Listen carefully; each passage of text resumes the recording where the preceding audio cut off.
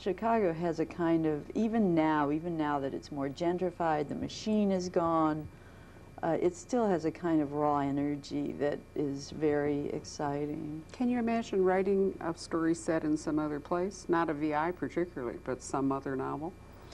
There's a book that I very much want to write that would actually go back to the Kansas of my childhood, and I'll be doing that. Not the next book that I've agreed to do is another book in the series, but after that I am going to write a novel set back there. I never thought I would want to, but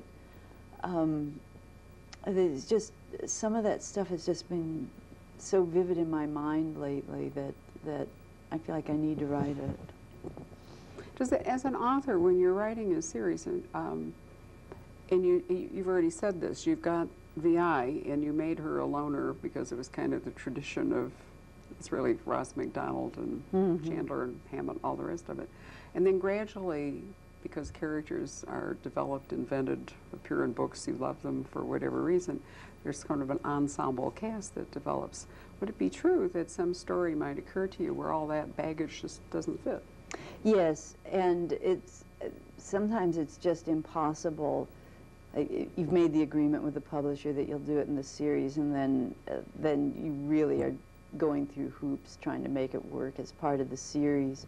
I think Total Recall, the last previous book, it actually ended up working well, but it was a story that I really wanted to tell from the voice of Lottie Herschel, the doctor who's been VI's long-term friend in the series. And it was a long struggle. It took me a couple of years to figure out how to make it work. And sometimes I think I should just say, no, can't do it. It's going to have to be a book that isn't in the series instead of tormenting myself in this way. Is this the one where Lottie reflects back to her time in London and getting there with the Kindertransport?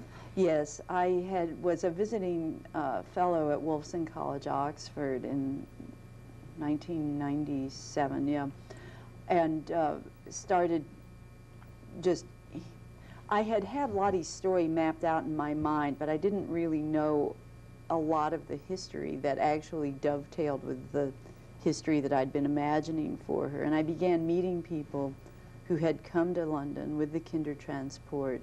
And then I learned that the Imperial War Museum had this extraordinary audio archive.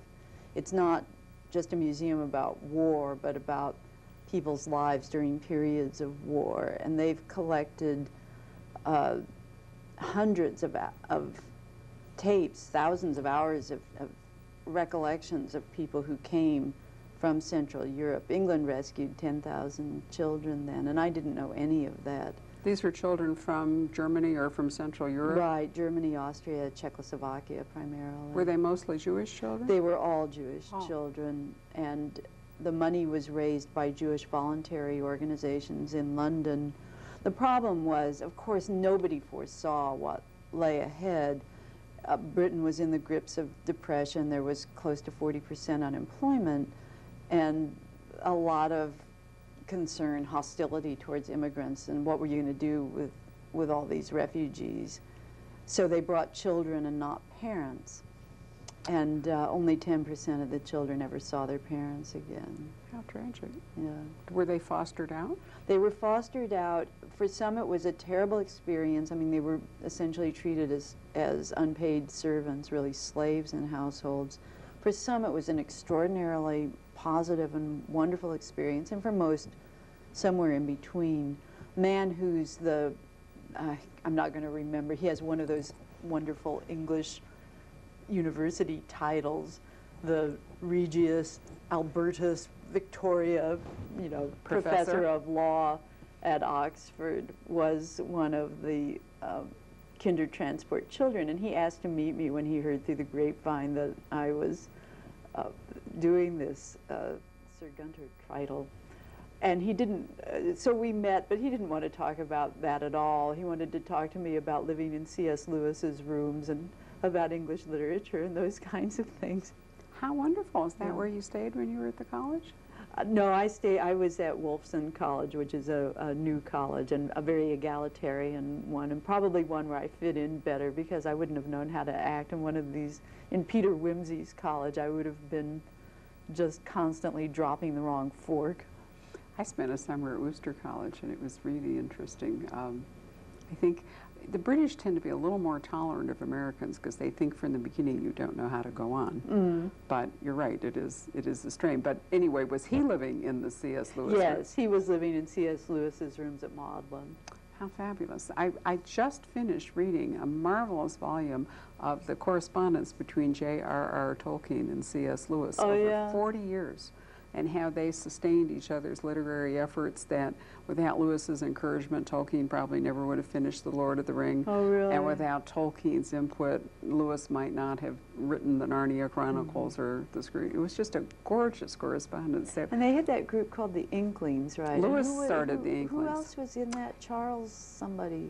It was a very fluid, I mean, it was not as specific, I discovered, a group as I had thought it was. And they only met, they really didn't meet formally, so I think it was an in and out. I don't know.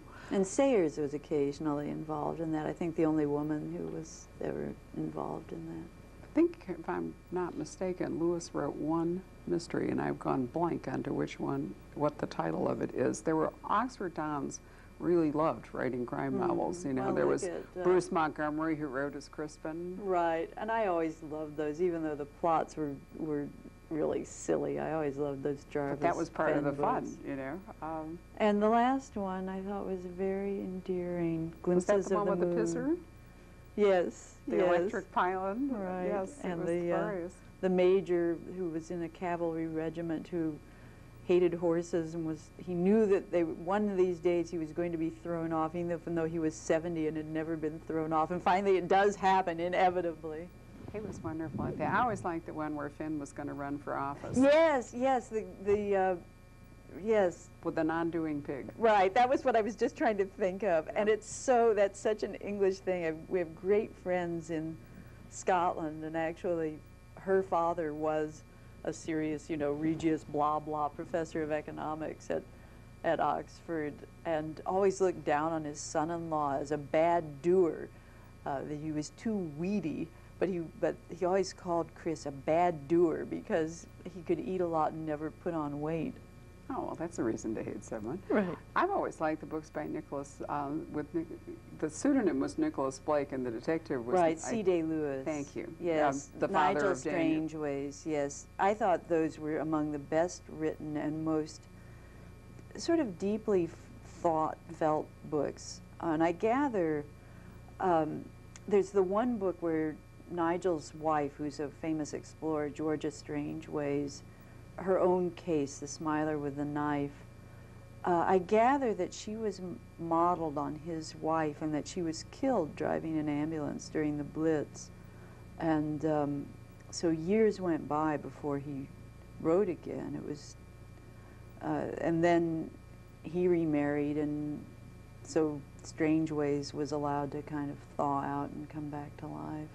They were wonderful books, and I've always thought, you know, what was the culture that these guys had to write crime fiction, which presumably was a kind of a lower genre for them, under pseudonyms, because it was too difficult or embarrassing or something for them to be writing popular fiction while they were dons. I guess, I don't know. That was kind of Sayers' triumph, I thought, in a way, is that she wrote under her own name, whether she was writing her theology or whether she was writing the Peter Wimsey stories.